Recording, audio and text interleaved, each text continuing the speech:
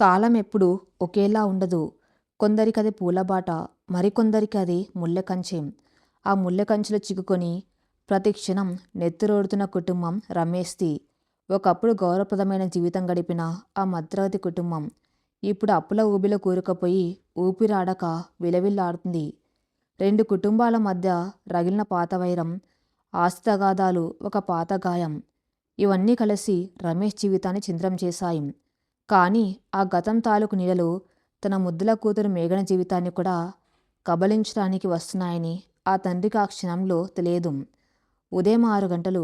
ఆకాశం మబ్బుపట్టి ఉంది. సరిగ్గా రమేష్ మనసులాగే. పాతకాలపు పెంకుటిల్లు అది.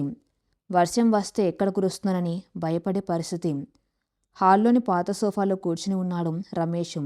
అతని కళ్ళ ముందు గుట్టలుగా పడి ఉన్న ప్రామిసరీ నోట్లు, బ్యాంకు నోటీసులు, వడ్డీ వ్యాపార లెక్కల పుస్తకాలు. రాత్రి కంటి మీద కునుకు లేదు. జుట్టు పీక్కుంటూ తలపట్టుకుని కూర్చున్నాం. అతని కళ్ళల్లో చెప్పలేనంత నిస్సహాయత. ఏమండి, ఇలా రాత్రంతా నిద్రపోకుండా ఆ కాగితాలనే చూస్తుంటే అప్పులు తీరిపోతాయా? కాస్త కాఫీ తాగి మనసు కుదుటపరుచుకోండి అంటూ లోపల నుంచి కాఫీ కప్పుతో వచ్చింది లక్ష్మి. లక్ష్మి రమేష్ భార్య. కుటుంబం కోసం తన సంతోషాలన్నీ త్యాగం చేసిన ఇల్లాలు. భర్త కష్టాన్ని చూడలేక లోపల కుమిలిపోతున్నాం. బయటకు మాత్రం ధైర్యం చెప్తూ ఉంటుంది. ఏం కుదుటపడాలి లక్ష్మి? ఈరోజు సాయంత్రానికి వడ్డీ వ్యాపారి సుబ్బారావుకు 10 లక్షలు కట్టాలి. లేకపోతే ఈ ఇల్లు జప్తు చేస్తాడు. మనం రోడ్డున పడాల్సింది. నా చేతుల్లో చిల్లి గవ్వలేదు. అప్పుల వాళ్ళ ఫోన్లు చూసి భయపడి ఫోన్ స్విచ్ ఆఫ్ చేసుకుని కూర్చున్నాను. నా బతుకు ఎందుకిలా తయారైంది లక్ష్మి అంటూ కన్నీళ్లు పెట్టుకున్నారు రమేష్. లక్ష్మి అతను భుజం నిమురుతూ, దేవుడు ఉన్నాడండి, ఏదో ఒక దారి చూపించకపోడు. మీరు ధైర్యం తెచ్చుకోండి. మేఘన్ లేచే సమయం అయింది. పిల్ల ముందు కన్నీళ్ళు వద్దు అని సర్ది చెప్పింది. సరిగ్గా అప్పుడే లోపల గత్తలుపులు తీసుకుని బయటకు వచ్చింది మేఘన. మేఘన చాలా సున్నితమైన ఆత్మామానం గల అమ్మాయి. మధ్యతరగతి కష్టాలమ్మకు తెలుసు. తండ్రి పడుతున్న వేదనామకు తెలుసు. అయినా సరే తన చిరునవ్వుతో ఆ ఇంట ఆశలు రేకెత్తిస్తుంది. ఒక ప్రైవేటు కంపెనీలో చిన్న ఉద్యోగం చేస్తూ తన జీతాన్ని మొత్తం తండ్రి చేతిలో పెడుతుంది. గుడ్ మార్నింగ్ నాన్న, గుడ్ మార్నింగ్ అమ్మా అంటూ నవ్వుతూ వచ్చి తండ్రి పక్కన కూర్చుంది. రమేష్ కన్నీళ్ళు తుడుచుకొని బలవంతంగా నవ్వుతూ, గుడ్ మార్నింగ్ అమ్మా, రెడయ్యావా అని అన్నాడు. అయ్యాను నాన్న. నాన్న, ఈ నెల నా జీతం వచ్చింది. ఒక 15,000 ఉన్నాయి. ఆ సుబ్బారావు గారికి ఈ డబ్బు ఇచ్చి ఇంకొన్ని రోజులు గడువు అడగండి. ప్లీజ్ నాన్న, మీరిలా దిగులుగా ఉంటే నేను చూడలేను అంటూ తన బ్యాగ్లోంచి డబ్బులు తీసి రమేష్ చేతిలో పెట్టింది మేఘన. ఆ డబ్బులు చూసి రమేష్ గుండె పగిలినంత పనైంది. నీ సంపాదనతో ఈ అప్పుల సముద్రాన్ని ఎలా దాటగలం తల్లి? ఇవి ఉంచుకోమ్మా, నీకు అవసరమవుతాయి అన్నాడు గద్గద స్వరంతో. నాకు మీకంటే ఏది ముఖ్యం కాదు నాన్న. నేను ఆఫీస్కి వెళ్తున్నాను. ప్రియ బయట వెయిట్ చేస్తుందని చెప్పి నవ్వుతూ బయటకు వెళ్ళిపోయింది మేఘన. బయట ఆమె స్నేహితురాలు ప్రియ స్కూటీపై ఎదురు చూస్తుంది. ప్రియ మేఘనకు ప్రాణ స్నేహితురాలు. ప్రతి కష్టంలోనూ ఆమెకు అండగా నిలిచే స్నేహం. ఏంటి మేఘన, మీ నాన్నగారు ఇంకా అప్పుల గురించి ఆలోచిస్తున్నారా? స్కూటీ స్టార్ట్ చేస్తూ అడిగింది ప్రియ. అవునే, నాకేం చేయాలో అర్థం కావటం లేదు. నాన్న బాధ చూస్తుంటే గుండె తరక్కపోతుంది. ఆ దేవుడే మాకు ఏదైనా దారి చూపించాలి నిట్టూరుస్తూ అంది మేఘన. వారిద్దరు అక్కడి నుంచి వెళ్ళిపోయారు. కానీ ఆ దేవుడు చూపించబోయే దారి వాళ్ళ జీవితాల్లో ఎంతటి పెను తుఫాను సృష్టించబోతుందో మేఘన ఊహించలేకపోయింది. ఉదయం 10 గంటల సమయం. రమేష్ ఇంట్లో టెన్షన్ మరింత పెరిగింది. సుబ్బారావు మనసులు వచ్చి సాయంత్రంలోపు డబ్బులు కట్టకపోతే సామాన్లు బయటపడేస్తామని బెదిరించి వెళ్లారు. లక్ష్మి దేవుడి పటాల ముందు కూర్చుని ఏడుస్తుంది. రమేష్ సోఫాలో శిలలా మిగిలిపోయాడు. అప్పుడే వారి వీధిలోకి ఒక ఖరీదైన బ్లాక్ బెంజ్ కార్ దూసుకొచ్చింది. ఆ ఇరుకు సందులో అంత పెద్ద కారును చూసి చుట్టుపక్కల వాళ్ళంతా ఆశ్చర్యంగా చూడసాగారు. ఆ కారు నేరుగా వచ్చి రమేష్ ఇంటి ముందు ఆగింది. కార్ డోర్ తెరుచుకుంది. ముందుగా ఒక చేతికర్ర బయటకు వచ్చింది. ఆ తర్వాత తెల్లటి పంచెకట్టు, ముఖంలో కరుకుదనం, కళ్ళలో రాజసం ఉట్టిపడుతున్నాం ఒక వృద్ధుడు కారు దిగారు. ఆయన నారాయణరావు. రమేష్ కుటుంబానికి, బద్ధశత్రువు అయిన కుటుంబానికి పెద్ద దిక్కు. పాత వైరం ఆస్తగాదాలకు కేంద్ర బిందువు. ఆదిత్యవర్మ తాతయ్య. నారాయణరావును చూడగానే వీధిలో జనమంతా గుసగుసలాడుకోవడం మొదలుపెట్టారు. ఆయన అడుగులు వేస్తూ రమేష్ ఇంటి గడప తొక్కాడు. లోపల కూర్చున్న రమేష్ నారాయణరావును చూడగానే కరెంటు షాక్ కొట్టినట్టు ఉలిక్కిపడి లేచాడు. దేవుడి గదిలో ఉన్న లక్ష్మి కూడా ఆయన చూసి భయంతో వణికిపోయింది. 20 ఏళ్ల క్రితం జరిగిన ఆస్తి గొడవలు, ఆ పాత గాయం అన్నీ ఒక్కసారిగా రమేష్ కళ్ళ ముందు మెదిలాయి. నారాయణరావు కుటుంబమే రమేష్ ఈ స్థితిలో ఉండడానికి పరోక్ష కారణం. మీరెందుకు వచ్చారు ఇక్కడికి? వణుకుతున్న గొంతు అడిగారు రమేష్. నారాయణరావు తన కర్రను నేలకేసి బలంగా కొట్టి సోఫాలో దర్జాగా కూర్చున్నాడు. ఆయన చూపులు ఆ పాతబడిన ఇంటిని చిన్న చూపుగా చూశాయి. ఏంటి రమేష్, ఇల్లు మరింత దారుణంగా తయారైంది? ఒకప్పుడు మన ఆస్తుల కోసం నాతో ఎంతలా పోరాడావు, ఇప్పుడు చూడు అప్పుల పాలై వీధిన పడే స్థితికి వచ్చావు. వ్యంగ్యంగా నవ్వుతూ అన్నాడు నారాయణరావు. అవమానించడానికి వచ్చారా? దయచేసి వెళ్ళిపోండి. మీతో మాకెలాంటి సంబంధం లేదు. చేతులు జోడించి అన్నారు రమేష్. సంబంధం లేకపోవడం ఏంటి రమేష్? చాలా గట్టి సంబంధమే ఉంది. నీకు అప్పు ఇచ్చిన సుబ్బారావు తెలుసు కదా, ఈరోజు నీ ఇల్లు జప్తు చేయాలనుకున్నాడు. కానీ అతనికి నువ్వు కట్టవలసిన 10 లక్షలు, బ్యాంకు వాళ్లకు నువ్వు కట్టవలసిన 20 లక్షలు, ఇంకా బయట వాళ్లకున్న నీ అప్పులు మొత్తం 50 లక్షల రూపాయలు నేను చెల్లించేశాను. ఇదిగో పత్రాలు అంటూ తన జోబులోంచి కొన్ని కాగితాలు తీసి టీపాయ్ మీద విసిరాడు నారాయణరావు. రమేష్, లక్ష్మి ఇద్దరు షాక్లో ఉండిపోయారు. ఏంటి, నా అప్పులు మీరు తీర్చారా? ఎందుకు? నా మీద జాలి పుట్టిందా, లేక మరేదైనా కుట్ర ఉందా? భయంగా అడిగారు రమేష్. కుట్ర కాదు రమేష్, వ్యాపారం. ఇప్పుడు నీకు ఊపిరి పోసేది నేనే, నీ ప్రాణం తీసేది నేనే. ఈ క్షణం నేను తలుచుకుంటే నిన్ను జైలుకి పంపగలను, నీ కుటుంబాన్ని రోడ్డు మీద నిలబెట్టగలను. కానీ నాకు అది ఇష్టం లేదు. మనం పాత పగలు మర్చిపోయి మళ్ళీ ఒక్కటవుదాం, గంభీరంగా అన్నాడు నారాయణరావు. ఒక్కటి అవ్వడమా? ఇన్నేళ్ల వైరం తర్వాత మీ నోటి వెంట ఈ మాటలు వింటుంటే నాకు నమ్మబుద్ధి కావటం లేదు. మీరు ఉచితంగా ఏది చేయరని నాకు తెలుసు. మీ మనసులో ఏముందో సూటిగా చెప్పండి అన్నారు రమేష్. నారాయణరావు ముఖంలో ఒక వికృతమైన నవ్వు వెలిసింది. చెప్తాను. నా అప్పు తీరాలి అంటే నువ్వు నాకు ఒక పని చేసి పెట్టాలి. నీకు ఒక్కగానొక్క కూతురు ఉంది కదా, మేఘన, తను నాకు కావాలి. రమేష్, లక్ష్మి ఒక్కసారిగా ఉలిక్కిపడ్డారు. నా కూతురు కావాలా? ఎందుకు? లక్ష్మి ముందుకు వచ్చి కంగారుగా అడిగింది. ఎందుకంటే మీ అమ్మాయిని మా మనవడు ఆదిత్యవర్మకిచ్చి పెళ్లి చేయాలి. ఇదే నా షరతు. మీరు ఈ పెళ్లికి ఒప్పుకుంటే మీ అప్పులన్నీ మాఫీ, పైగా ఈ ఇల్లు మీకే ఉంటుంది. ఒకవేళ కాదన్నారు, రేపు ఉదయానికల్లా మీ కుటుంబం మొత్తం రోడ్డు మీద ఉంటుంది. ఆలోచించుకోండి అంటూ బాంబు పేల్చాడు నారాయణరావు. ఆదిత్యక రమేష్ గొంతులో భయం స్పష్టంగా తెలుస్తుంది. ఆదిత్యవర్మ ఈ పేరు వింటేనే వ్యాపార సామ్రాజ్యంలో వణుకు. చల్లగా కరుగ్గా ఉండే వ్యక్తిత్వం, లోపల ఏదో గాయం మోస్తూ బయటకు మాత్రం ఒక రాక్షసుల్లా వ్యవహరించే శాడిస్ట్ భావ. అతనికి పెళ్ళి అంటేనే అసహ్యం. మరి ముఖ్యంగా రమేష్ కుటుంబం అంటే ఆదిత్యకు ఎనలేని కోపం, ద్వేషం. గతం తాలూకు ఓ పాత గాయం ఆదిత్య మనసులో మేఘన కుటుంబం పట్ల కసిని పెంచింది. అంతేకాకుండా దివ్య అనే ఒక ధనవంతుల అమ్మాయి ఆదిత్యను పిచ్చిగా ప్రేమిస్తుంది. ఆదిత్య తల్లి రాజేశ్వరి కూడా చాలా కఠినమైన స్త్రీ. మేఘన కుటుంబం అంటే ఆమెకు అస్సలు పడదు. ఇలాంటి పరిస్థితుల్లో తన సున్నితమైన కూతుర్ని ఆ క్రూరమైన ఆదిత్యకిచ్చి ఎలా పెళ్లి చేయగలడు? అసంభవం. మా అమ్మాయిన రాక్షసుడికిచ్చి పెళ్లి చేయలేము. వాడికి మా కుటుంబం అంటేనే ద్వేషం. మా పాపను అక్కడ బతకనివ్వడు. ఆ రాజేశ్వరి నా కూతుర్ని ఏడిపించి చంపేస్తుంది. ఇదొక ప్రతీకార పెళ్ళి. మా అప్పులు తీర్చుకోవడానికి మా అమ్మాయి జీవితాన్ని బలి చేయలేము. కావాలంటే మమ్మల్ని రోడ్డున పడేయండి, జైలుకు పంపండి, కానీ పెళ్లికి మేము ఒప్పుకోము, గట్టిగా అరిచారు రమేష్. నారాయణరావు ముఖం కఠినంగా మారింది. లేచి నిలబడి రమేష్ వైపు తీక్షణంగా చూశాడు. నువ్వు కాదంటే వదిలేయటానికి నేను రాలేదు రమేష్. ఇది ప్రతిపాదన కాదు, నా ఆజ్ఞ. నువ్వు రేపు ఉదయానికల్లా నా డబ్బులు తిరిగివ్వలేవు. నీకు జైలు శిక్ష పడితే నీ భార్య నీ కూతురు వీధిన పడతారు. అప్పుడు నీ ఆత్మాభిమానం గల కూతురు పరిస్థితి ఏమవుతుందో ఆలోచించు. ఇప్పుడు ఉన్నా లేకున్నా ఈ పెళ్లి జరిగి తీరాలి. రేపు ఉదయం నా మనసులు వస్తారు. పెళ్లికి ఏర్పాట్లు చేసుకోండి అని కరాఖండిగా చెప్పి తన కర్ర తీసుకొని గిరుక్కున వెనక్కి తిరిగాడు.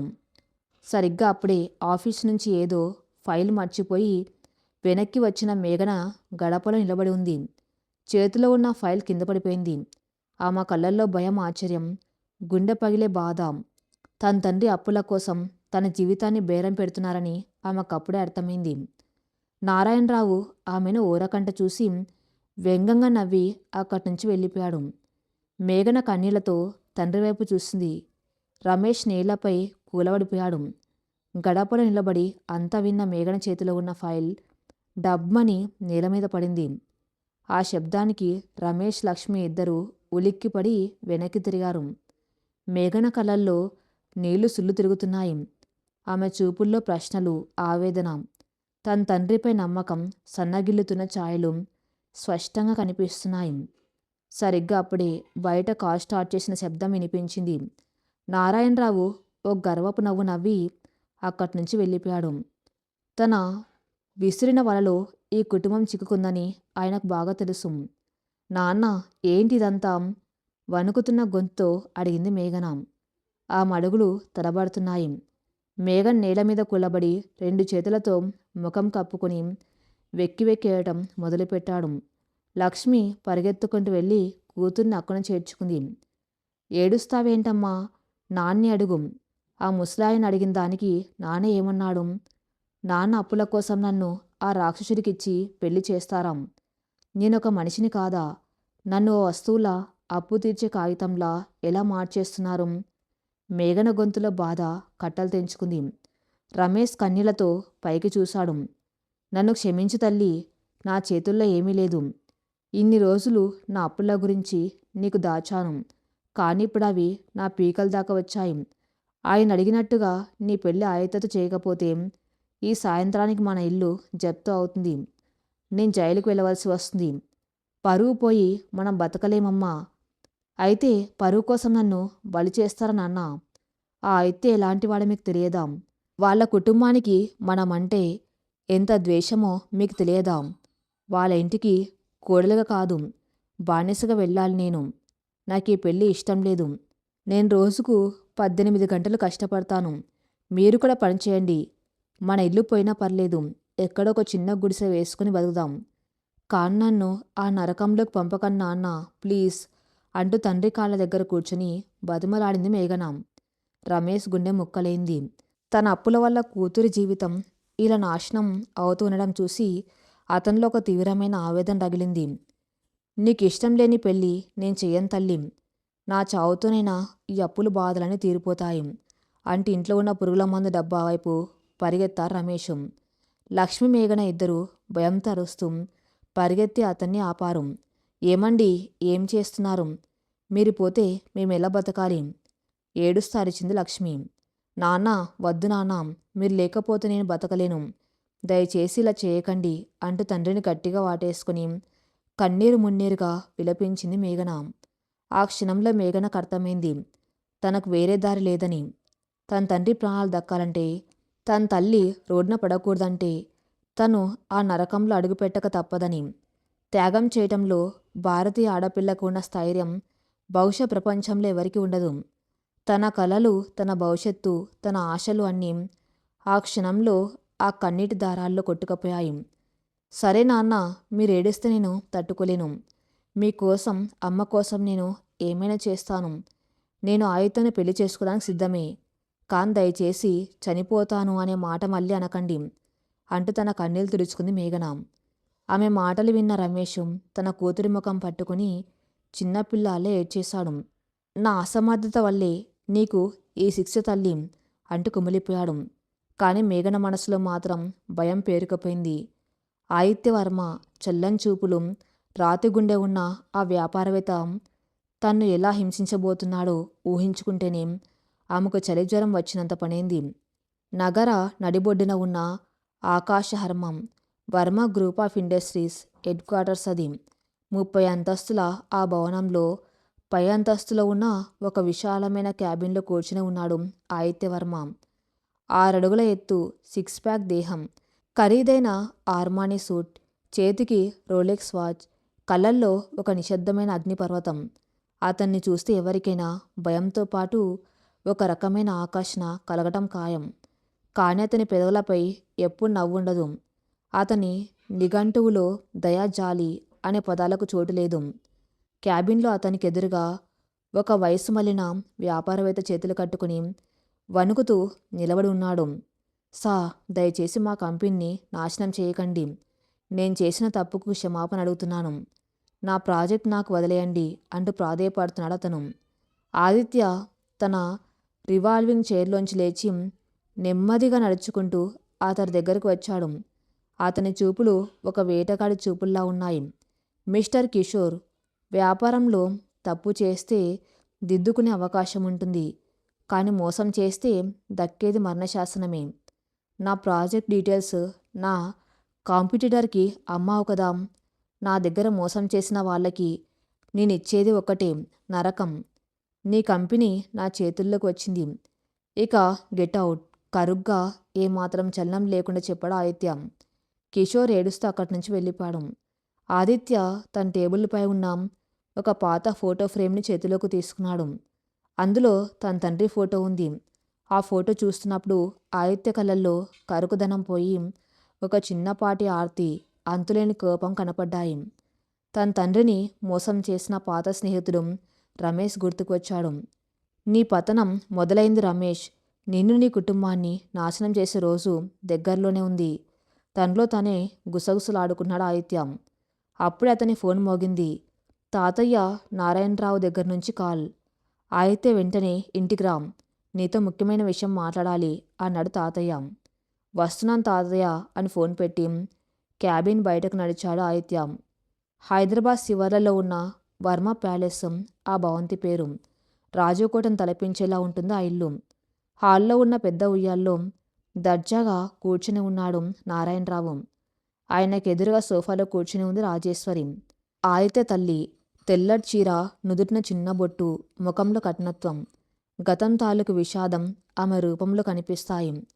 తన భర్త చనిపోయిన రోజు నుంచి ఆమె నవ్వు మర్చిపోయింది. కొడుకు ఆదిత్య అన్న, ఈ కుటుంబం పరువన్న ఆమెకు ప్రాణం. అక్కడే మరో సోఫాలో కూర్చుని ఉంది దివ్య. ఆమె ఆదిత్య వాటాదారుల్లో ఒకరి కూతురు. ఆదిత్యను ప్రాణంగా ప్రేమిస్తుంది. ఎలాగైనా అతన్ని పెళ్లి చేసుకోవాలని కలలు కంటుంది. రాజేశ్వరికి కూడా దివ్య అంటే ఇష్టమే. అప్పుడే కారు దిగి లోపలికి వచ్చాడు ఆదిత్య. అతడి రాకతో ఆ హాల్లో ఉన్న వాతావరణం ఒకసారిగా స్తంభించినట్టయింది. ఏంటి తాతయ్య, అర్జెంటుగా రమ్మన్నావు?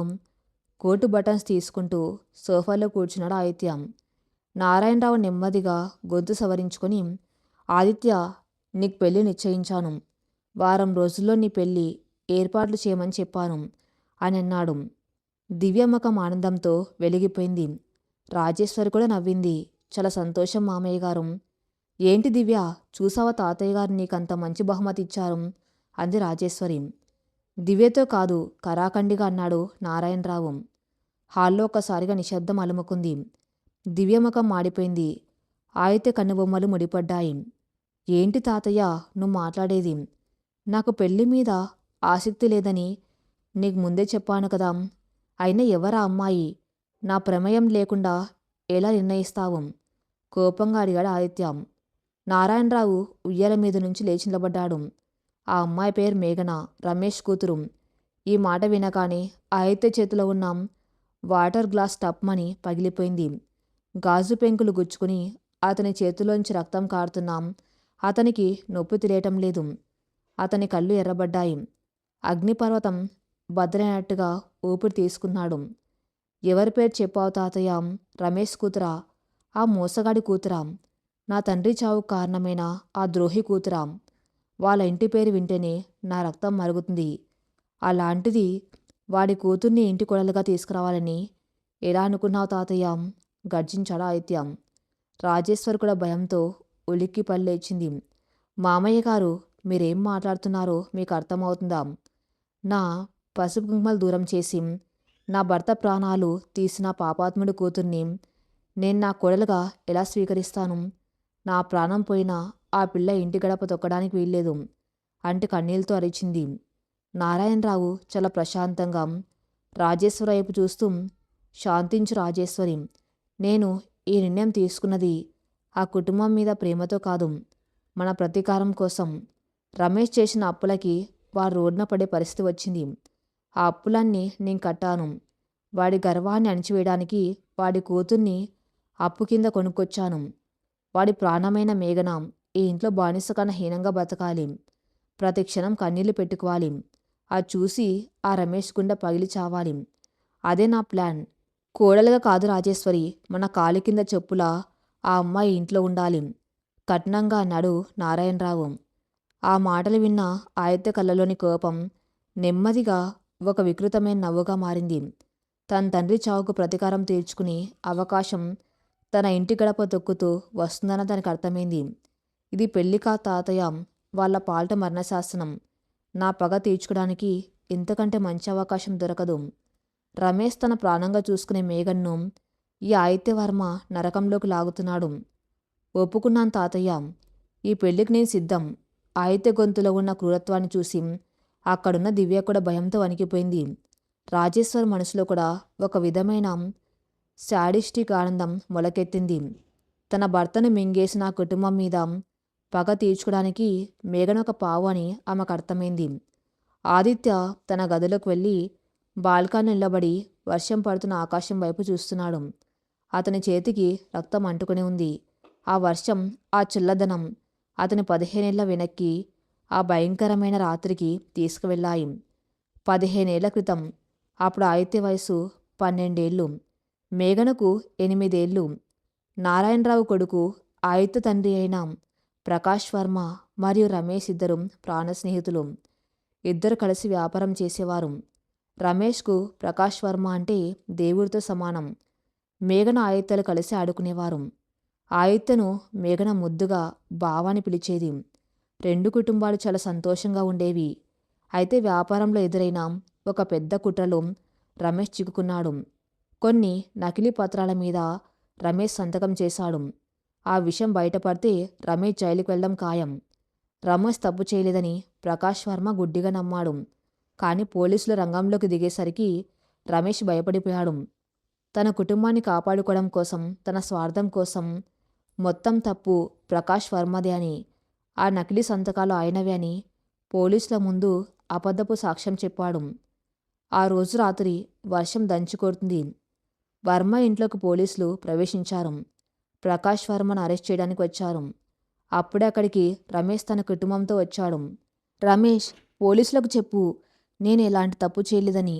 నువ్వే కదా అన్నీ చూసుకున్నావు అన్న ఆశగా అడిగాడు ప్రకాష్ వర్మ. కానీ రమేష్ తలదించుకున్నాడు.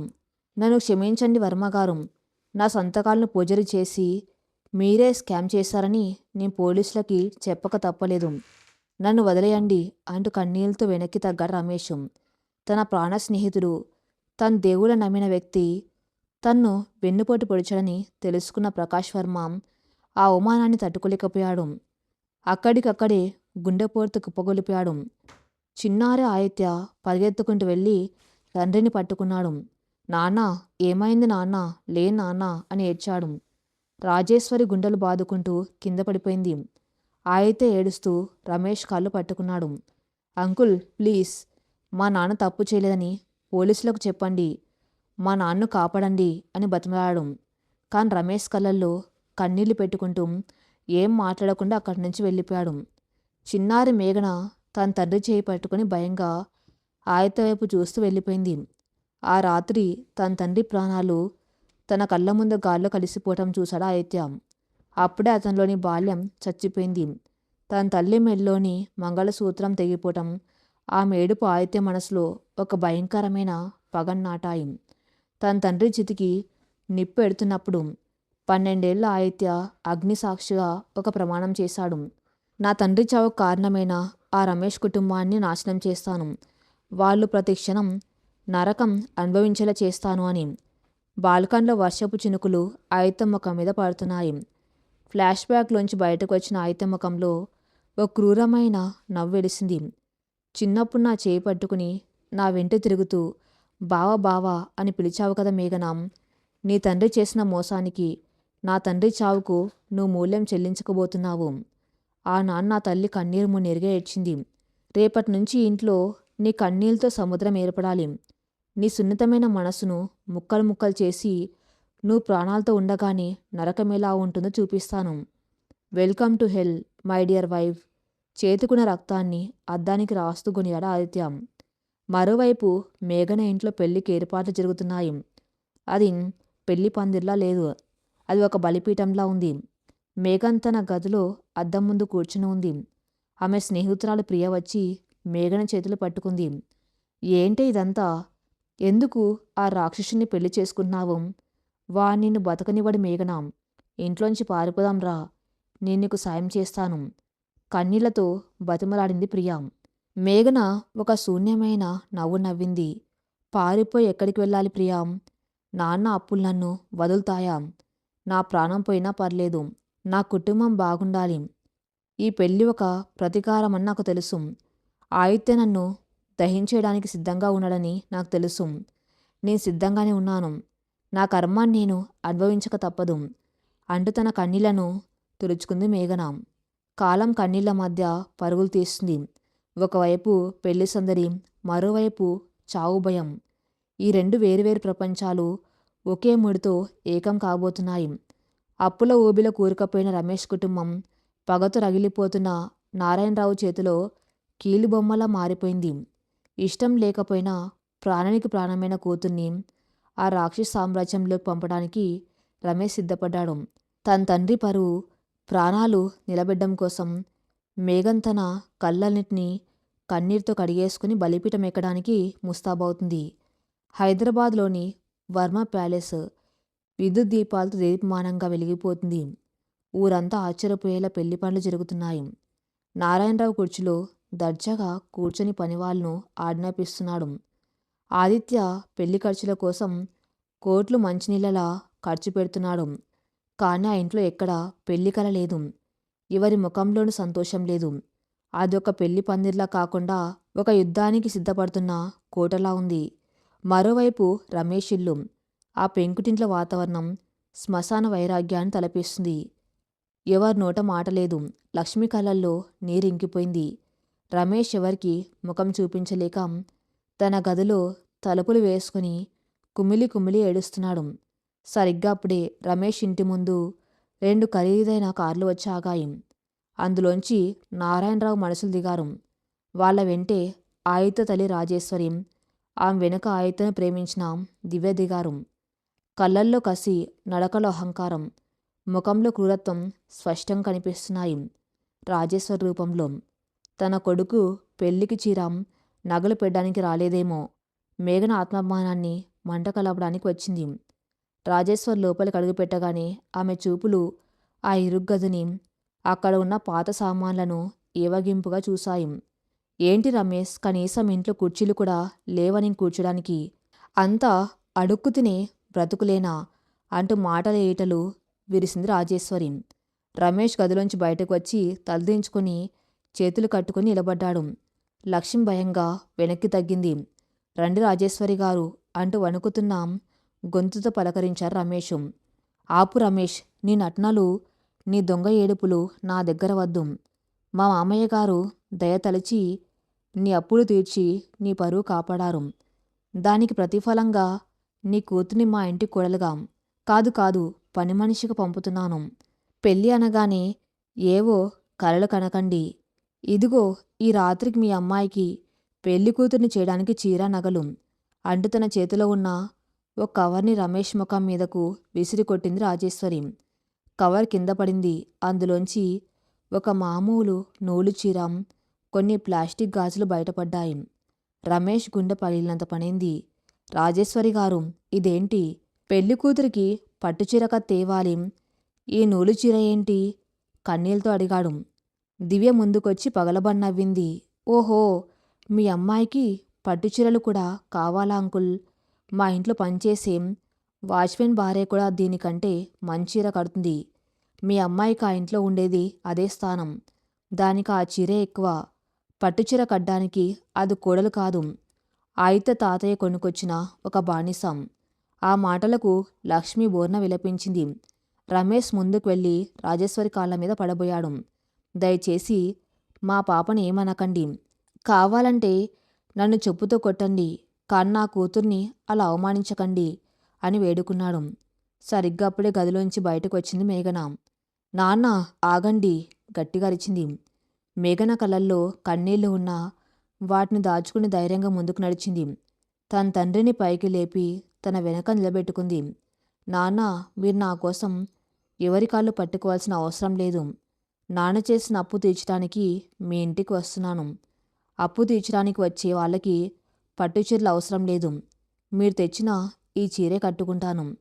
కానీ నా తండ్రిని అవమానించే హక్కు మీకు లేదు అని రాజేశ్వరి కళ్ళలోకి చూస్తూ సూటిగా చెప్పింది మేఘన. రాజేశ్వరి కోపంతో రగిలిపోయింది. మేఘనలోని ఆ ఆత్మాభిమానం, ఆ ధైర్యం చూసి ఆమెకు ఎక్కడో భయం మొదలైంది. ఏంటే, ఎంత పొగరు నీకు? నా మొగుడి ప్రాణాలు తీసిన వాడి కూతుర్ని నా ముందే నిలబడి మాట్లాడుతున్నావా? ఈ పొగరేంటి? నీ ఆత్మాభిమానమేంటి? అన్నీ రేపటి నుంచి మా ఇంటి గడపలో మట్టి కలిసిపోతాయి. ఆదిత్య నిన్ను బతుకుండగానే నరకం చూపిస్తాడు. నా చేతులతో నిన్ను రోజు చంపుతాను. దానికి సిద్ధమైరా అని గట్టిగా అరిచి కళ్ళు ఎర్రజేసి అక్కడి నుంచి వెళ్ళిపోయింది రాజేశ్వరి. దివ్య కూడా మేఘను చూసి వెక్కిరిస్తూ నవ్వి వెళ్ళిపోయింది. రాజేశ్వరి వెళ్ళగానే మేఘన పాత నూలు చీరను చేతిలోకి తీసుకుని గుండెలకు హత్తుకొని ఏడ్చేసింది. తన పెళ్లి మీద ఉన్న చిన్నపాటి ఆశ కూడా ఆ క్షణంలోనే చచ్చిపోయింది. తన మెల్లో పడబోయేది మాంగళ్యం కాదు, అది ఉరుతాడు అని ఆమెకు స్పష్టంగా అర్థమైంది. రాత్రి 8 గంటలు. పెళ్లి మండపానికి చేరుకున్నారు రమేష్ కుటుంబం. వర్మ ప్యాలెస్ వెనక ఉన్న ఒక పాత గుడిలో పెళ్లి జరిపించాలని నారాయణరావు ఆదేశించాడు. ఎలాంటి బంధువులు లేరు, ఎలాంటి సందడి లేదు. కేవలం పూజారి, నారాయణరావు మనుషులు మాత్రమే ఉన్నారు. గదిలో మేఘన పెళ్లి కూతుర్లా ముస్తాబవుతుంది. రాజేశ్వరి ఇచ్చిన నూలు చీర కట్టుకుంది. ప్లాస్టిక్ గాజులు వేసుకుంది. ఆమె పెదవులపై చిరునవ్వు లేదు, ముఖంలో కలలేదు. అద్దంలో తన్ను తాను చూసుకుంటూ శిలలా మిగిలిపోయింది. ఆమె స్నేహితురాలు ప్రియ వెనక నిలబడి కన్నీళ్లు తుడుచుకుంటుంది. మేఘన, ఈ గెటప్ ఏంటి? ఆ రాక్షసులు నిన్ను పెళ్లి కూతురుగా కూడా గౌరవించరాం. వద్దే, నా మాట విను. ఈ క్షణమే ఇక్కడి నుంచి పారిపోదాం. ఆ అయితేగా నిన్ను చంపేస్తాడు బతిమలాడింది ప్రియా. ప్రియా, పారిపోవటం పిరికివాళ్ళ లక్షణం.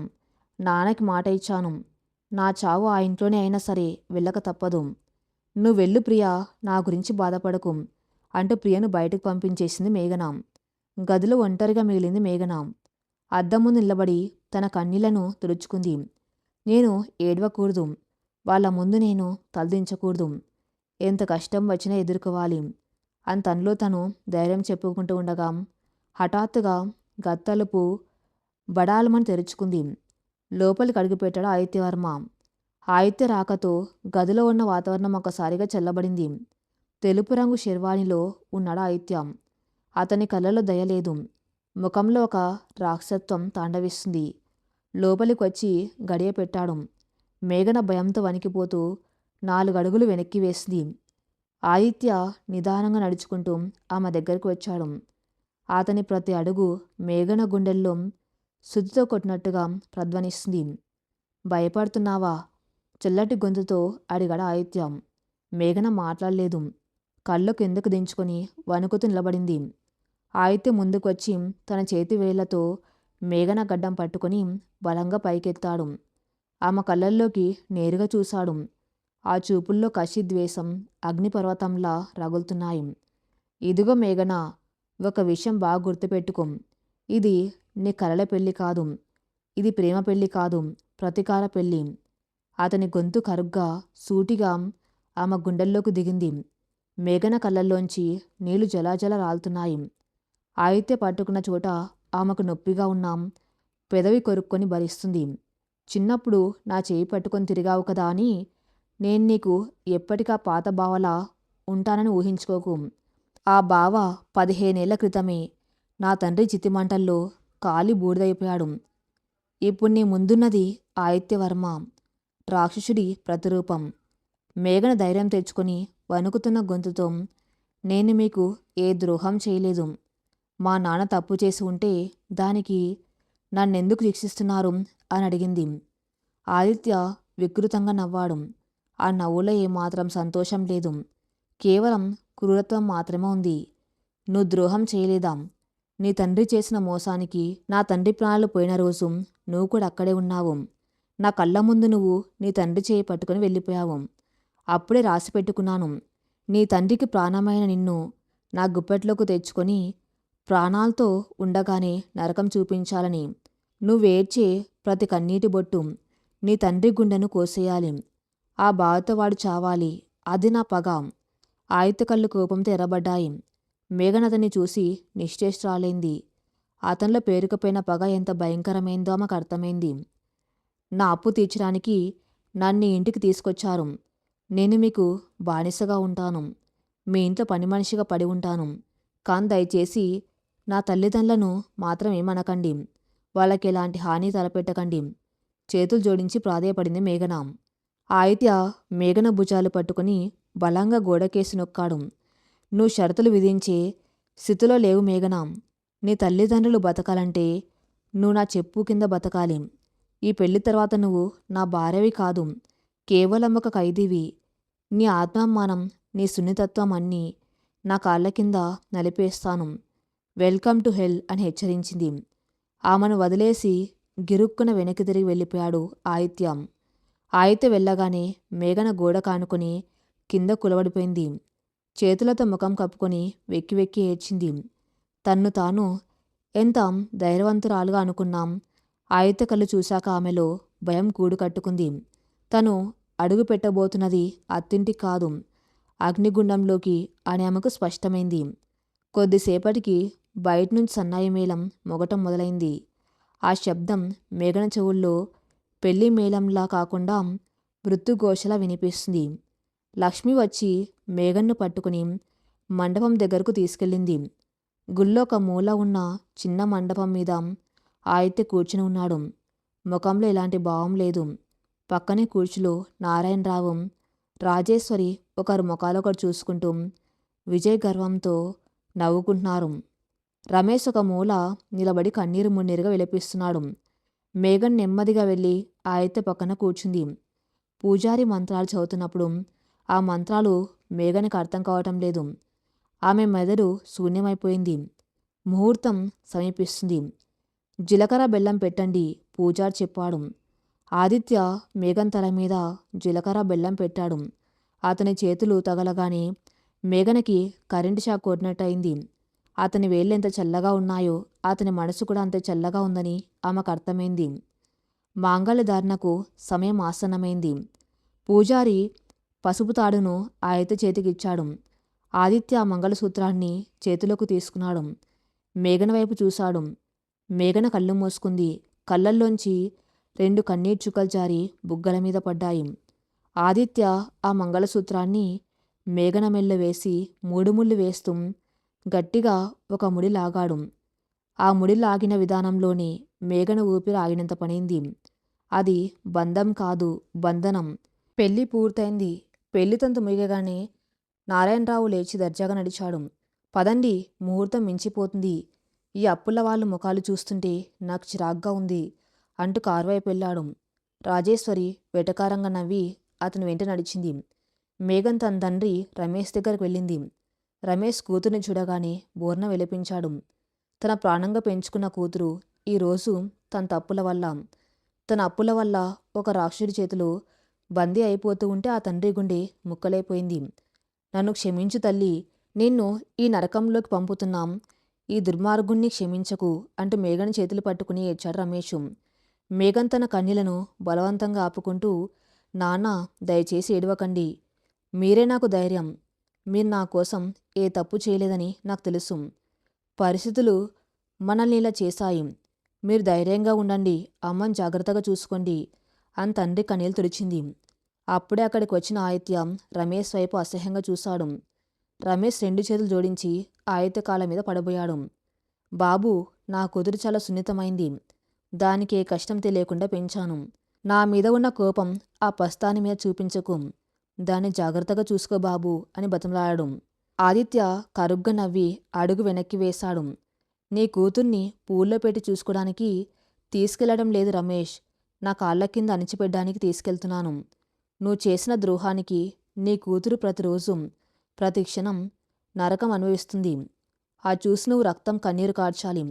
అదే నా లక్ష్యం. ఇక ఈ డ్రామాలు ఆపేళ్ళు అంటూ కఠినంగా హెచ్చరించాడు. ఆ మాటలకు రమేష్, లక్ష్మి వణికిపోయారు. మేఘన్ తన తండ్రిని అవమానిస్తున్న ఆదిత్య వైపు కోపంగా చూసింది. కానీ ఆమె ఏమీ చేయలేని నిస్సహాయరాలు. తన తండ్రి పరువు కోసం, తన తల్లి ప్రాణాల కోసం మౌనంగా ఆదిత్య వెనక కారెక్కింది. వెనక్కి తిరిగి చూస్తే ఏడ్చేస్తానని, కన్నీళ్లు పెట్టుకుంటే వాళ్ళ ముందు ఓడిపోయినట్టు అవుతుందని కళ్ళు మూసుకొని శిలలా కూర్చుండిపోయింది మేఘన. కారు వర్మ ప్యాలెస్ లోపలికి ప్రవేశించింది. ఆకాశాన్ని తాకేలా ఉన్న ఆ భవంతి ఇప్పుడు మేఘనకు ఒక పెద్ద జైల్లో కనిపిస్తుంది. కారు దిగ్గానే పనివాళ్లంతా కొత్త కోడల్ని చూడ్డానికి గుమిగూడారు. సాధారణంగా కొత్త కోడలు వస్తే హారతి ఇచ్చి కుడికాలు మోపి లోపలికి ఆహ్వానిస్తారు. కానీ అక్కడ అలాంటిదేమీ లేదు. రాజేశ్వరి గుమ్మం ముందు నిలబడి ఉంది. మేఘన కుడి కాలు లోపల పెట్టబోతూ ఉండగా రాజేశ్వరి గట్టిగా అరిచింది. ఆగు, నీకు హారతులు ఇచ్చి ఇంట్లోకి ఆహ్వానించడానికి నువ్వు ఇంటి మహాలక్ష్మి కాదు, ఈ ఇంటికి పట్టిన దరిద్రానివి, మా మామయ్య గారు కొనుక్కొచ్చిన అప్పు పత్రానివి. నిశ్శబ్దంగా లోపలికి రా. పనివాళ్ల గది పక్కన ఉన్న చిన్న గదిలో నీ సామాన్లు పెట్టుకో అంటూ అవమానించింది రాజేశ్వరి. అక్కడే ఉన్న దివ్య పగలబడి నవ్వింది. అదేంటి ఆంటీ, ఈరోజు ఆదిత్యకి ఆమెకి ఫస్ట్ నైట్ కదా, ఫస్ట్ నైట్ రోజే పనివాళ్ల గదిలోకి పంపిస్తే ఎలా అంటూ వెటకారంగా అంది. ఆదిత్య మెట్లెక్కుతూ ఆగి వెనక్కి తిరిగాడు. అతని కళ్ళల్లో ఒక వికృతమైన ఆలోచన మెదిలింది. అవును కదా, ఈరోజు మాకు మొదటి రాత్రి. తనకి ఆ గదిలోనే ఏర్పాటు చేయండి. నా భార్యకి నేను ఇవ్వాల్సిన బహుమతి ఒకటి ఉంది అని చల్లగా చెప్పి తన గదిలోకి వెళ్ళిపోయాడు. ఆదిత్య మాటలకు దివ్య ముఖం మాడిపోయింది. రాజేశ్వరి కూడా కొంచెం ఆశ్చర్యపోయినా ఆదిత్య మనసులో ఏదో క్రూరమైన ప్లాన్ ఉందని అర్థం చేసుకుని నవ్వింది. విన్నావుగా, వెళ్ళి ఆ పైగదిలో కూర్చో. నీకు రాసిపెట్టిన నరకం ఈ రాత్రే మొదలవబోతుంది అంటూ మేఘనను పైకి పంపించింది రాజేశ్వరి. ఆదిత్య గదిలోకి అడుగుపెట్టింది మేఘన. ఆ గది ఒక రాజుగారి పడగ్గదిలా ఉంది. మల్లెపూలు, గులాబీల సువాసన గది అంతా వ్యాపించి ఉంది. మధ్యలో ఒక పెద్ద వృత్తాకారపు మంచం, దాని నిండా పూల అలంకరణ. ఎర్రటి వెలుతురులో ఆ గది ఎంతో రొమాంటిక్గా ఉంది. కానీ మేఘనకు ఆ పూల సువాసన శ్మశానంలో కాలిన శవాల వాసనలా అనిపించింది. ఆ గది ఒక ఉరికమ్మంలా భయపెడుతుంది. గుండె దరదల్లాడుతుంది. చేతులు వణుకుతున్నాయి. ఆదిత్య ఎలాంటివాడో ఆమెకు అప్పటికే అర్థమైంది. అతడు తన్ను శారీరకంగా, మానసికంగా హింసించడానికి ఈ రాత్రిని వాడుకుంటాడని ఆమెకు తెలుసు. మంచం ఒక మూల ముడుచుకొని కూర్చుంది మేఘన. తండ్రి గుర్తొస్తున్నాడు. తల్లి ఏడుపు గుర్తొస్తుంది. కళ్ళల్లోంచి నీళ్లు ఆపకుండా కారుతున్నాయి. తన అదృష్టం ఇంత దారుణంగా ఎందుకు మారిందో దేవుణ్ణి తిట్టుకుంది. సరిగ్గా అప్పుడే తలుపు బడాల్మని తెరుచుకుంది. లోపలికి వచ్చాడు ఆదిత్య. శర్వాణి విప్పేసి ఒక నల్లటి షర్టు వేసుకుని ఉన్నాడు. అతని కళ్ళు ఎర్రగా ఉన్నాయి.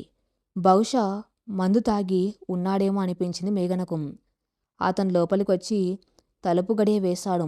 ఆ శబ్దం వినగానే మేఘన ఉలిక్కిపడి లేచి నిలబడింది. ఆదిత్య నెమ్మదిగా నడుచుకుంటూ టేబుల్ దగ్గరకు వెళ్ళాడు. అక్కడ పాల గ్లాస్ ఉంది. దాని చేతిలోకి తీసుకుని ఒకసారి చూశాడు. మొదటి రాత్రి, పూల పాన్పు, పాల గ్లాసు, ఇవన్నీ ప్రేమ ఉన్న వాళ్ళకి, పగతో రగిలిపోతున్న వాళ్ళకి కాదు అంటూ ఆ పాల గ్లాసును నేలకేసి బలంగా కొట్టాడు. గ్లాస్ ముక్కలు ముక్కలై పాలు నేలంతా చిందిపోయాయి. మేఘన భయంతో 2 అడుగులు వెనక్కి వేసి గోడ కానుకుంది. ఆదిత్య నేరుగా ఆమె దగ్గరకు వచ్చాడు. అతని చూపులు ఓ క్రూర మృగం తన వేటను చూస్తూ ఉన్నట్టుగా ఉన్నాయి. మేఘన వణికిపోతుంది. ఆమె భుజాలను తన 2 చేతులతో బలంగా పట్టుకున్నాడు ఆదిత్య. అతని పట్టుకు ఆమె ఎముకలు విరిగిపోతున్నాయో అన్నంత నొప్పిగా ఉంది. ఏంటి, భయపడుతున్నావా? ఈ పూల పాంట్ మీద నిన్ను పడుకోబెట్టి ప్రేమగా నేను నుదుటి మీద ముద్దు పెడతానని కళ్ళు కన్నావా? చెవి దగ్గరగా వచ్చి అసహ్యంగా అడిగాడు ఆదిత్య. నన్ను వదిలేయండి. నాకు నొప్పిగా ఉంది. వణుకుతున్న గొంతుతో అంది మేఘన. నొప్పిగా ఉందా? ఈ నొప్పి కేవలం నీ శరీరానికే. కాని నా మనసుకు జరిగిన గాయం, నా గుండెల్లో రగులుతున్న నొప్పి నీకు తెలుసా? 15 ఏళ్లుగా నేను పడుతున్న నరకం నీకు తెలుసా? గట్టిగా అరుస్తూ ఆమెను గోడకేసి బలంగా నొక్కడా ఆదిత్య. మేఘన కళ్ళల్లోంచి నీళ్లు జలాజల రాలుతున్నాయి. మీ నాన్నగారు చనిపోయిన రోజు నేను చిన్నపిల్లను. మా నాన్న భయంతో తప్పు చేశాడని తెలుసు. కాని దానికి నేను ఎలా కారణమవుతాను? నన్నెందుకు ఇలా హింసిస్తున్నారు? ఏడుస్తూనే ధైర్యం తెచ్చుకొని అడిగింది మేఘన. ఆదిత్య కళ్ళల్లో ఒకసారిగా అగ్నిపర్వతం బద్దలైంది. మేఘన్ను వదిలేసి 2 అడుగులు వెనక్కి వేశాడు. చేతిలో ఉన్న ఒక చిన్న ఫోటో ఫ్రేమ్ను తీసి మేఘన ముఖం ముందు పెట్టాడు. అందులో ఒక అందమైన మహిళా ఫోటో ఉంది. ముఖంలో ఎంతో ప్రశాంతత, కళ్ళల్లో ప్రేమ కనిపిస్తున్నాయి. ఈమె ఎవరో తెలుసా నీకు? కరుగ్గా అడిగాడు ఆదిత్య. మేఘన భయంగా తల అడ్డంగా ఊపింది. ఈమె నా కన్నతల్లి జానకి. ఇన్నాళ్ళు కింద రాజేశ్వరిని చూసి ఆమె నా కన్నతల్లి అని, నా తండ్రి చనిపోయినందుకే ఆమె మీ కుటుంబం మీద పగతో రగిలిపోతుందని నువ్వు అనుకున్నావు కదా? కాదు. రాజేశ్వరి నా తండ్రి మొదటి భార్య. కానీ నన్ను కన్నది పెంచింది, నా ప్రాణంగా చూసుకున్న నా దేవత నా తల్లి జానకి. మేఘన ఆశ్చర్యంగా ఆ ఫోటో వైపు చూసింది. ఆదిత్య గొంతులో కరుకుదనం పోయి ఒక అంతులేని విషాదం, ఆక్రోశం వినిపిస్తున్నాయి. 15 ఏళ్ల క్రితం ఆ రాత్రి వర్షంలో నీ తండ్రి చేసిన మోసానికి నా తండ్రి గుండె ఆగిపోయి చనిపోయాడు. అది చూసి చిన్నపిల్లాన్ని అయిన నేను ప్రాణాలు పోయినట్టు ఏడ్చాను. కాని నా కన్నతల్లి జానకి పరిస్థితి ఏంటో తెలుసా? తను దేవుళ్ళ పూజించే భర్త తన కళ్ళ ముందే ప్రాణాలు వదలడం, దానికి కారణం తన సొంత తమ్ముళ్ళ చూసుకున్న రమేష్ అని తెలియటంతో ఆమె తట్టుకోలేకపోయింది. అప్పటికే నా తండ్రి మీద పోలీసులు అరెస్ట్ వారెంట్ తెచ్చారు. ఆ అవమానం, ఆ భయం, భర్త చనిపోయాడన్న శోకం అన్నీ కలిసి ఆమెను పిచ్చిదాన్ని చేశాయి. ఆదిత్య గొంతు బొంగిరిపోయింది. కళ్ళల్లో కన్నీళ్లు సుళ్ళు తిరుగుతున్నాయి. కానీ ఆ కన్నీళ్ల కింద పడకుండా కోపంతో దవడలు బిగించాడు. నా తండ్రి శవం ఇంకా ఇంట్లోనే ఉంది. కింద అందరూ ఏడుస్తున్నారు. నేను మా అమ్మ ఎక్కడుందో అని వెతుక్కుంటూ పైకి వచ్చాను. గత్తలుపు తెరిచే ఉంది. ఫ్యాన్కి ఉరివేసుకుని వేలాడుతుంది నా కన్న తల్లి. ఒకే రాత్రి 2 శవాలు. ఒకే రోజు నా తండ్రిని, తల్లిని మింగేసిన రాక్షసుడు మీ నాన్న రమేష్. ఆ రోజు రాత్రి 12 ఏళ్ల ఆదిత్యవర్మ చచ్చిపోయాడు. నా తల్లిదండ్రుల చితిమంటల్లో ఈ శాడిస్ట్ ఆదిత్యవర్మ పుట్టాడు. ఈ మాటలు వింటున్న మేఘనకు గుండె ఆగినంత పనైంది. తన తండ్రి వల్ల ఆదిత్య తండ్రి చనిపోయాడన్న విషయం మాత్రమే ఆమెకు తెలుసు. కానీ అతని కన్న తల్లి కూడా అదే రాత్రి ఆత్మహత్య చేసుకున్న నిజం ఆమెకు తెలియదు. ఆ కుటుంబం ఎంత పెద్ద విషాదాన్ని మోస్తుందో ఆమెకు అప్పుడే అర్థమైంది. ఆదిత్య తన్నెందుకు ఇంతలా ద్వేషిస్తున్నాడో ఆమెకొక స్పష్టత వచ్చింది. మీ నాన్న చేసిన పాపానికి శిక్ష ఎవరికి పడాలో తెలుసా? వాడికి అత్యంత ఇష్టమైన, వాడి ప్రాణమైన నీకు పడాలి. నువ్వు బతికుండగానే నరకం చూస్తుంటే వారి రక్తం కన్నీరు కార్చాలి. ఆ రోజే నా తల్లి ఆత్మకు శాంతి కలుగుతుంది. అందుకే నిన్ను పెళ్లి చేసుకున్నాను. ఇది పెళ్లి కాదు మేఘన, ఇది నా తల్లికి నేనిస్తున్న బలి అంటూ గర్జించాడు ఆదిత్య. మేఘన వణుకుతూ కింద కూలబడిపోయింది. చేతులతో ముఖం కప్పుకొని వెక్కి వెక్కి ఏడ్చింది. ఆదిత్య తల్లి చావుకు ఒక తండ్రి కారణమని తెలిసాక ఆమెకు ఆదిత్యను ఏమీ అడిగే హక్కు లేదనిపించింది. అతని పగలో న్యాయం ఉందని ఆ మనసులో ఒక మూల అనిపించినా తను పడబోయే శిక్ష తలుచుకుని ఆమె గుండె తరుక్కపోయింది. నన్ను క్షమించండి. మా నాన్న చేసిన తప్పుకు నేను మీ కాళ్ళు పట్టుకుని క్షమాపణ అడుగుతున్నాను. నన్ను చంపేయండి, కానీ రోజు రోజుకు ఇలా హింసించకండి అని ఆదిత్య కాళ్ళ మీద పడి వేడుకుంది మేఘన. ఆదిత్య కాల్ని వెనక్కి తీసుకున్నాడు. చంపేయడమా అంత అదృష్టం నీకు లేదు మేఘన. చావనేది ఒకేసారి వచ్చే ప్రశాంతం. కానీ నువ్వు అనుభవించాల్సింది నరకం. రోజు చావాలి, రోజు బతకాలి అంటూ కబోర్డ్ తెరిచి అందులో ఉన్న ఒక పాత దుప్పటిని, ఒక దిండును తీసి మేఘన ముఖం మీదకు విసిరాడు. ఇది నా గది, ఆ మంచం నాది. నువ్వు నా భార్యవి కాదు, ఈ ఇంటి కొడలివి కాదు, నువ్వొక బానిసవి. ఈ రోజు నుంచి ఈ గదిలో నేలపైనే నువ్వు పడుకోవాలి. ఆ మంచం మీద అడుగు పెడితే నీ కాళ్ళు విరగ్గొడతాను. పొద్దున్నే 5 గంటలకు లేచి ఈ ఇంట్లో పనులన్నీ నువ్వే చేయాలి. కింద రాజేశ్వరి, దివ్య నిన్ను ఎంత అవమానించినా నోరు మూసుకొని భరించాలి. ఏమాత్రం ఎదురు తిరిగి నా పగకు అడ్డు వచ్చావు. తెల్లారేసరికి నీ నాన్న ప్రాణాలతో ఉండడు. ఇది నా ఆర్డర్ అని కఠినంగా చెప్పి లైట్స్ ఆఫ్ చేసి తన మంచం మీద పడుకున్నాడు ఆదిత్య. చీకటి గది ఏసి చల్లదనం ఎముకలను కొరికేస్తుంది. కింద ఉన్న మార్బల్ ఫ్లోర్ ఐస్లా ఉంది. మేఘన ఆ పాత దుప్పటిని కప్పుకొని నేల మీద పడుకుంది. ఒకప్పుడు తన ఇంట్లో పేదరికంలో ఉన్న తల్లిదండ్రుల ప్రేమ మధ్య వెచ్చగా పడుకునేది. ఇప్పుడు కోటలాంటి ఇంట్లో ముళ్ళు గుచ్చుకున్నట్టుగా నేల మీద కన్నీళ్లతో పడుకుంది. ఆమె కళ్ళలోంచి కారుతున్న కన్నీరు ఆ చల్లటి నేలను తడుపుతుంది. తన భర్త ఒక రాక్షసుడు, తన పాలిట యముడు. అతని గుండెను కరిగించడం అసాధ్యమని ఆమెకు తెలుసు. ఈ అగ్నిగుండంలో తను బూడిదవ్వటం ఖాయమని ఆమెకు అర్థమైంది. ఒకవైపు పగతో రగిలిపోతూ మంచం మీద పడుకున్న ఆదిత్య, మరోవైపు కన్నీళ్లతో తన కర్మను నిందించుకుని నేల మీద పడుకున్న మేఘన. రెండు వేర్వేరు ప్రపంచాలు. ఒకే గదిలో ఈ పగ ఎలా చల్లారుతుంది? ఆదిత్య కఠినమైన గుండెను మేఘన సున్నితమైన మనసు ఎలా గెలుచుకుంటుందో నెక్స్ట్ పార్ట్లో చూద్దాం. నెక్స్ట్ పార్ట్ కోసం నా ఛానల్ని ఫాలో అవుతూ ఉండండి. Thank you for listening.